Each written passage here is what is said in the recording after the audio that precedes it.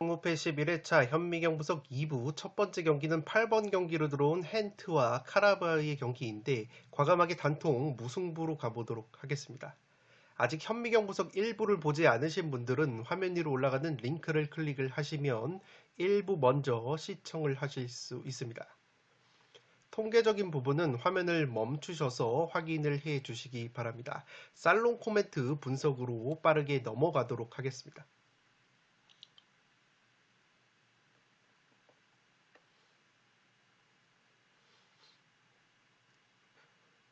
살롱 코멘트로 정리를 해드리면 양팀 리그 간 체급 차이를 고려하면 헨트 쪽이 더 강해 보이지만 카라바흐가 유럽 대항전에서 보여주고 있는 경기력을 보면 헨트가 승리를 장담하기 힘든 매치라고 보시면 되겠습니다.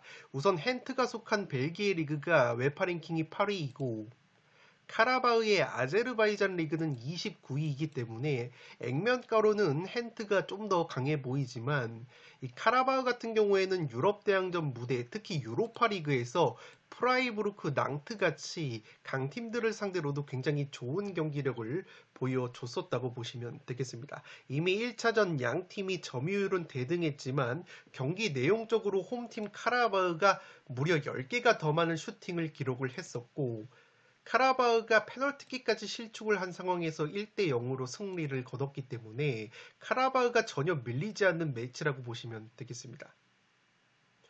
다만 기본적으로 헨트가 자국 벨기에 리그와 유럽 대항전 무대에서 홈에서 성적이 상승하는 팀이고 카라바흐는 유럽 대항전 원정 성적이 홈보다 떨어지는 부분이 있다고 보시면 되겠습니다.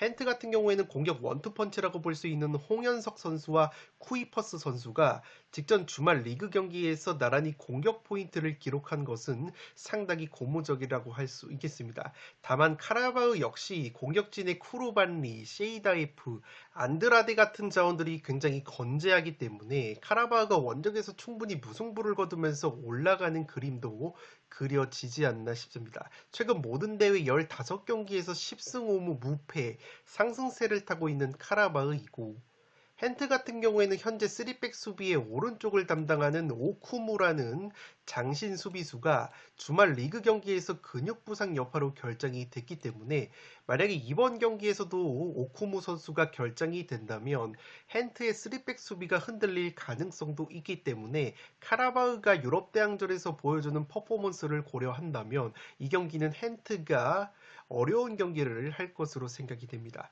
8번 경기는 단통 무승부로 가보도록 하겠습니다. 9번 경기는 포즈난과 보데글림의 경기인데 과감하게 포즈난의 단통 패배로 가면서 보데글림 쪽으로 가보도록 하겠습니다. 폴더스에 여유가 있으신 분들은 승패로 갈라보실 것을 추천드리도록 하겠습니다. 이 포즈난이라는 팀은 폴란드 리그에서 현재 3위를 달리는 팀이고 이 보데글림은 지난 시즌에 노르웨이 리그 준우승을 차지한 팀이라고 보시면 되겠는데 폴란드 리그가 웨파 랭킹이 28위, 노르웨이 리그가 15위이기 때문에 리그 간 체급 차이 면에서는 보데글림이 한 수 위라고 보시면 되겠습니다.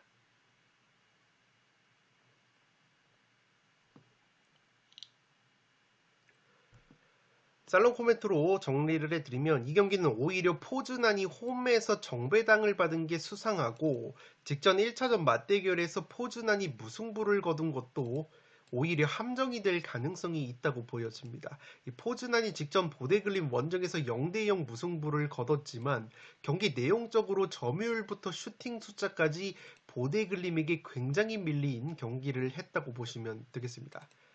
또한 이번 경기에서는 보데글림의 핵심 미드필더라고 볼 수 있는 베틀레센 선수가 징계에서 복귀를 하는데 이 선수가 직전 포즈난과의 1차전 맞대결에서는 징계로 결정이 됐었다고 보시면 되겠습니다. 이 보데글림의 베틀레센이라는 미드필더가 지난 시즌에 노르웨이 리그에서 무려 16개의 골과 12개의 어시스트를 기록을 했었던 핵심 자원이기 때문에 보데글림으로서는 이 베틀레센 선수가 복귀하는 것은 상당히 호재라고 보시면 되겠습니다. 이 포즈난 같은 경우에는 올 시즌 자국 리그를 기준으로 봤을 때 오히려 홈에서 패배와 실점이 늘어나기 때문에 홈에서 직전 1차전보다 호전적인 경기 운영을 하게 된다면 1차전보다 맞불을 놓는 구도에서는 보데글림 쪽의 공격력이 더 낫지 않을까 싶습니다. 현재 노르웨이 리그가 시즌이 개막하지 않은 상황이기 때문에 보데글림이 체력적으로 오히려 포즈난보다 나은 부분이 있고, 포즈난은 주말 리그 경기 13위 팀과의 홈 경기에서도 1대2로 패하면서 체력 누수가 있었다고 보시면 되겠습니다. 따라서 1차전 경기 내용적으로 보데글림이 우세했다는 점과 보데글림의 핵심 미드필더 베틀레센이 복귀가 가능하다는 점을 고려하면 현재 투표율이 낮은 보데글림 사이드로 틀어볼 만한 매치라고 생각이 됩니다.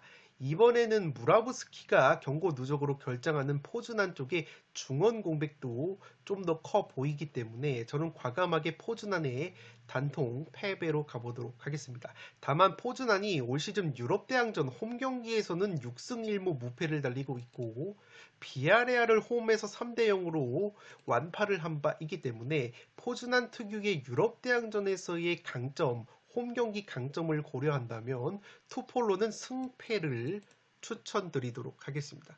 10번 경기는 피오렌티나와 브라가의 경기인데 피오렌티나의 단통 승리로 가보도록 하겠습니다.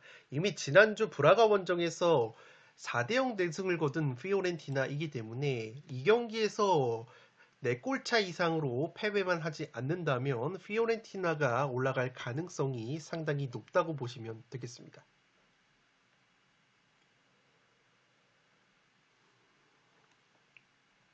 살롱 코멘트로 정리를 해드리면 이 경기는 PSV 대 세비야보다 훨씬 더 애매한 것이 이 피오렌티나가 1차전 브라가 원정에서 무려 4대0 대승을 거뒀기 때문에 사실상 피오렌티나가 올라갈 확률이 굉장히 높아진 경기라고 보시면 되겠습니다.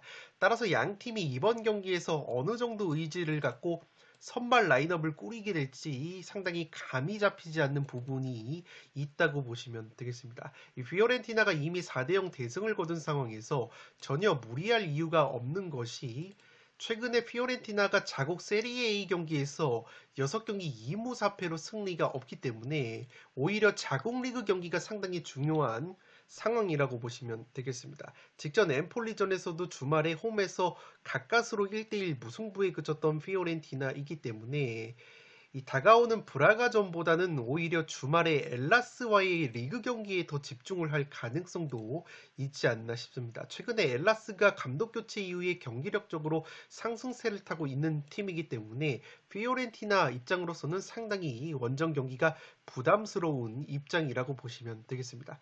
다만 브라가 역시 자국 포르투갈 리그 일정이 녹록치 않은 것이 현재 브라가는 벤피카, 포르투 다음으로 3위를 달리고 있어서 우승권 경쟁을 하고 있고, 특히나 우승권뿐만 아니라 3위까지 챔피언스 리그 티켓이 주어지는 포르투갈 리그이기 때문에 이 스포르팅의 추격을 뿌리치기 위해서는 브라가 역시 자국 리그 경기가 상당히 중요하다고 보시면 되겠습니다. 특히나 브라가는 이 피오렌티나전 다음 상대가 리그 5위 팀과의 원정 경기 일정이기 때문에 이미 피오렌티나에게 0대4로 대패를 당한 상황에서 피오렌티나 원정에서 무리한 경기 운영을 할 것인지는 상당히 의문이라고 보시면 되겠습니다. 따라서 양팀 모두 동기부여가 상당히 떨어질 수 있는 이번 2차전이라고 생각이 되고, 그렇다면 그래도 홈 경기인 피오렌티나에다가 승리수당이라는 명분, 그리고 브라가가 주전 수비수 토르메나 선수가 직전 경기 퇴장으로 인해서 결장하는 수비 공백을 고려했을 때 그래도 양팀 모두 로테이션을 돌린다면 피오렌티나가 승리를 가져갈 확률이 좀 더 높은 매치이지 않나 싶습니다. 이 피오렌티나가 브라가가 퇴장이 나오면서 4대0으로 대승을 거둔 것도 있지만 브라가가 퇴장자가 나오기 전에도 이미 피오렌티나가 전반에 선제골을 넣었을 정도로 브라가를 상대로 좋은 경기력을 보여줬었기 때문에 굳이 한 팀을 고르자면 그래도 홈팀인 피오렌티나가 승리를 가져갈 가능성이 더 높지 않나 싶습니다.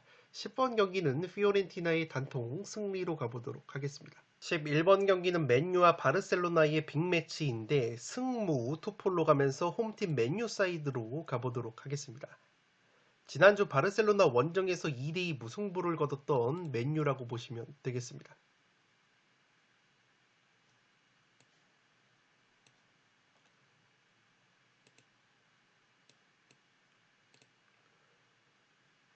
살롱 코멘트로 정리를 해드리면 이 경기는 맨유가 1차전 바르셀로나 원정에서 2대2 무승부를 거뒀기 때문에 상당히 유리해 보이지만 오히려 상황적으로는 바르셀로나가 더 유리할 수 있는 매치라고 보시면 되겠습니다. 왜냐하면 현재 원정 다득점 원칙이 폐지가 됐기 때문에 사실상 맨유가 1차전 바르셀로나 원정에서 넣은 원정 두 골이 사실상 의미가 없다고 보시면 되겠습니다. 현재 맨유 같은 경우에는 바르셀로나 전도 물론 중요하지만 이 바르셀로나전 이후에 주말에 뉴캐슬과 카라바오컵 결승전을 치른다고 보시면 되겠습니다. 맨유가 최근에 테나흐 감독 체제에서 굉장히 좋은 모습을 보여주고 있고 이 탄력을 받기 위해서는 이 카라바오컵 우승 타이틀이 상당히 중요한 부분이 있다고 보시면 되겠습니다.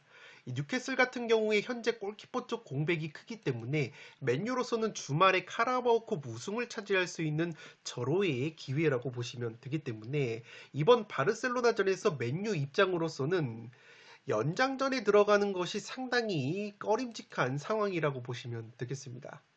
반대로 바르셀로나는 원정 다득점 원칙이 없기 때문에 전후반을 안정적으로 보내고 연장으로 끌고 간다면 오히려 마음이 급해지는 쪽은 맨유라고 보시면 되겠습니다. 바르셀로나는 심리적으로 부담감이 덜할 수 있는 것이 맨유전 다음에 주말에 알메리아 원정을 떠나는 일정이기 때문에 상대적으로 부담감이 덜할 수 있다고 보시면 되겠습니다. 다만 맨유가 지난 바르셀로나 원정에서 굉장히 좋은 경기력을 보여줬고 최근에 맨유의 주포 공격수인 레시포드 선수가 절정의 골 감각을 보여주고 있다는 점을 고려한다면 경기력적으로 맨유가 전혀 밀릴만한 경기는 아니라고 보여집니다. 또한 바르셀로나는 핵심 미드필더 콤비인 페드리와 가비 선수가 부상과 징계로 결장이 되기 때문에 중원 공백이 불가피하다고 보시면 되겠습니다. 물론 베테랑 미드필더 부스케츠 선수가 직전 카디스전에 벤치에 이름을 올리면서 부상에서 돌아왔기 때문에 부스케츠가 중원에 들어온다면 페드리와 가비의 공백을 어느 정도는 메워줄 수 있겠지만 페드리와 가비가 보여주는 역동성은 없어질 것으로 보이기 때문에 충분히 바르셀로나가 중원에서 어려움을 겪을 수 있는 매치라고 보시면 되겠습니다. 또한 올 시즌 바르셀로나가 라리가 그리고 유럽 대항전에서 총 4패를 당했는데 그중 3패가 원정 경기에서 나왔다는 점에서 확실히 원정에서는 홈보다는 경기력이 떨어진다고 보시면 되겠습니다. 다만 일정적인 측면에서 바르셀로나가 의도적으로 특유의 패스와 점유를 통해서 템포를 늦추고 연장으로 끌고 갈 가능성도 있는 매치라고 생각이 됩니다. 맨유가 연장전을 피하기 위해서 초반부터 경기를 결정짓기 위해 무리해서 덤벼든다면 오히려 바르셀로나의 퀄리티 있는 역습에 당할 수 있는 매치라고도 생각이 되기 때문에 무승부가 아니라 맨유가 패배로 부러질 가능성도 조금은 있다고 보여집니다. 11번 경기는 승무 투폴로 가보도록 하겠습니다. 12번 경기는 스타드 렌과 샤흐타르 도네츠크의 경기인데 승무 투폴로 가보도록 하겠습니다.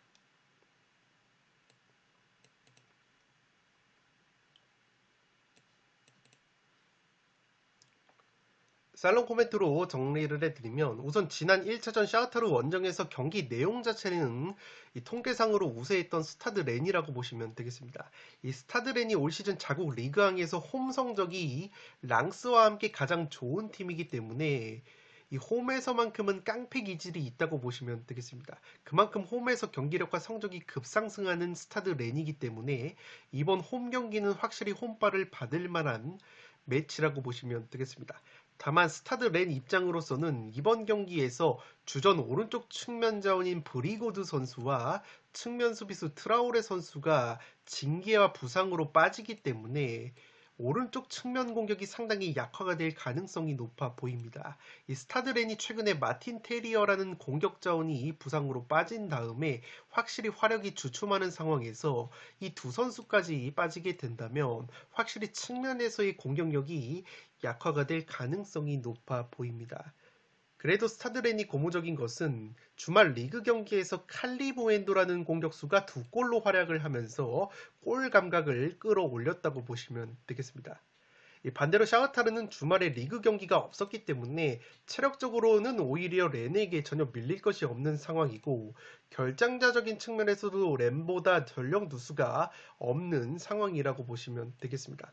개인적으로는 샤흐타르가 스타드 렌보다 오히려 최근에 유럽 대항전 큰 무대에서의 경험과 DNA는 앞서는 부분이 있다고 생각이 되기 때문에 이 스타드렌이 제 아무리 혼발을 받는 팀이라고 하더라도 이 결장자적인 측면과 샤흐타르의 끈적한 유럽 대항전 DNA까지 고려한다면 이 무승부 정도를 거두면서 오히려 샤흐타르가 올라가는 그림도 그려지지 않나 싶습니다. 12번 경기는 승무 투폴로 가보도록 하겠습니다.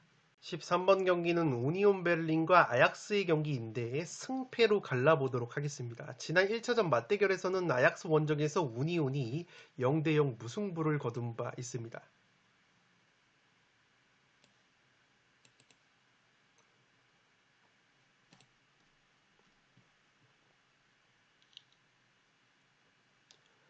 살롱 코멘트로 정리를 해드리면 일정 면에서 보면 홈팀 우니온 베를린이 좀 더 까다로운 일정이라고 보시면 되겠습니다.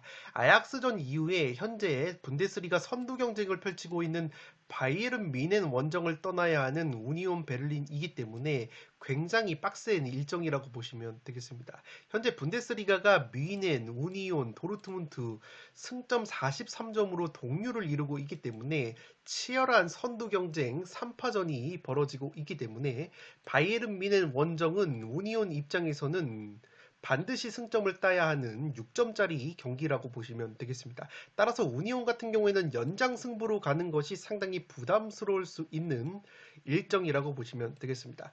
반대로 아약스는 최근에 자국 리그에서 연승 행진을 달리고 있고 다음 경기 일정이 상대적으로 수월한 비테스의 원정이기 때문에 심리적으로 원정 경기이지만 별로 급할 것이 없는 경기라고 보시면 되겠습니다. 우니온 같은 경우에는 그래도 지난 아약스와의 1차전 원정 경기에서 징계로 나오지 못했었던 트리멜과 하버로라는 핵심 자원들이 복귀가 되기 때문에 지난 경기보다는 확실히 우니온이 전력이 강화가 될 여지가 있다고 보시면 되겠습니다. 특히나 이 트리멜이라는 베테랑 측면 수비수가 세트피스 킥력이 굉장히 날카로운 선수이고 올 시즌 분데스리가에서 5개의 어시스트를 기록을 하고 있는 선수이기 때문에 이 선수가 선발로 복귀가 된다면 분데스리가 세트피스 득점 1위를 달리고 있는 우니온 베를린 특유의 세트피스 위력이 한층 더 살아날 가능성이 높다고 보시면 되겠습니다. 우니온이 자국 분데스리가에서 올 시즌 홈 경기 7승 3무 무패를 달리고 있고 실점도 원정보다 절반으로 감소가 되는 홈발을 받는 팀이기 때문에 우니온이 충분히 승리를 가져갈 수 있는 매치라고는 생각을 하고 있습니다. 다만 우니온이 최근에 아약스전 0대0 무승부 이후에 주말 샬케와의 리그 경기에서도 0대0 무승부를 거두면서 두 경기 연속 무득점 무승부에 그쳤다고 보시면 되겠습니다. 반대로 아약스는 주말 리그 경기에서 4대0 대승을 거두면서 주요 공격 자원들이 공격 포인트를 기록을 했다고 보시면 되겠습니다. 개인적으로 봤을 때 유럽 대항전 무대에서의 경험과 DNA는 우니온 베를린보다는 확실히 아약스 쪽이 강한 팀이기 때문에 최근에 우니온의 골 결정력 난조와 다가오는 바이에른 뮌헨과의 원정 일정 등에 대한 부담감을 고려를 한다면 이 경기는 의외로 아약스가 반전을 만들어낼 수도 있는 경기라고 생각이 됩니다. 이미 우니온이 시즌 최다 연무인 2연무 중인 상황에서 3연속 무승부보다는 이변이 나온다면 아약스의 승리 쪽으로 가보고 싶은 매치이기 때문에 13번 경기는 승패로 갈라보도록 하겠습니다. 마지막 경기는 AS 로마와 짤츠부르크의 경기인데 단통 무승부로 가보도록 하겠습니다.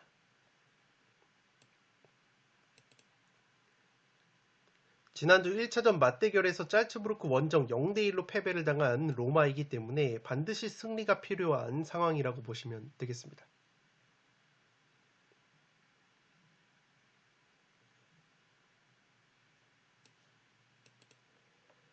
살롱 코멘트로 정리를 해드리면 AS 로마 입장에서는 공격 원투펀치인 에이브러햄과 디발라 선수의 복귀 여부가 관건이라고 보시면 되겠습니다. 우선 에이브러햄 같은 경우에는 현재 눈 쪽 부상을 당해서 마스크를 쓰고 출전할 가능성이 있다는 현지 보도가 있고 이 디발라 선수는 근육 문제로 출전 가능성이 떨어져 보인다고 보시면 되겠습니다. 현재 AS 로마가 자국 세리에 A에서 3위까지 올라간 상황이고 인테르, 밀란, 라치오와 함께 치열하게 챔피언스 리그 티켓이 걸려있는 4위권 경쟁을 펼치고 있다고 보시면 되겠습니다. 개인적으로 봤을 때 이미 지난 시즌 무리뉴 감독이 AS 로마에서 컨퍼런스 리그 우승을 차지한 상황이기 때문에 이번 시즌에도 컨퍼런스 리그에서의 우승보다는 오히려 다음 시즌 챔피언스 리그 티켓이 걸린 세리에 A에서의 4위권 순위 경쟁이 로마에게는 더 중요한 동기부여가 되지 않을까 싶습니다. 따라서 이번 경기 무리하게 에이보레임 선수와 디발라 선수를 출전시킬 가능성은 떨어질 수 있는 로마라고 보시면 되겠습니다. 반대로 짤츠부르크는 주말 리그 경기에서 대대적인 로테이션까지 가동을 하면서 이번 로마 원정을 대비하는 모습을 보여줬다고 보시면 되겠습니다. 이미 짤츠부르크가 1차전 1대0으로 승리를 거뒀기 때문에 로마 원정에서 비기기만 해도 올라갈 수 있는 유리한 상황이고 1차전에서 AS 로마 같은 경우에는 특유의 세트피스 한 방으로 짤츠부르크의 골대를 2번이나 강타를 했기 때문에 로마가 충분히 홈에서 특유의 짠물 수비를 바탕으로 세트피스 한 방을 노릴 수 있는 매치라고 보시면 되겠습니다. AS 로마가 자국 세리에 A 기준으로 홈에서 11경기 5실점, 홈에서 최고 짠물 수비를 보여주는 팀이기 때문에 짤츠부르크도 쉽사리 로마의 골문을 원정에서 열지는 못하지 않을까 싶습니다.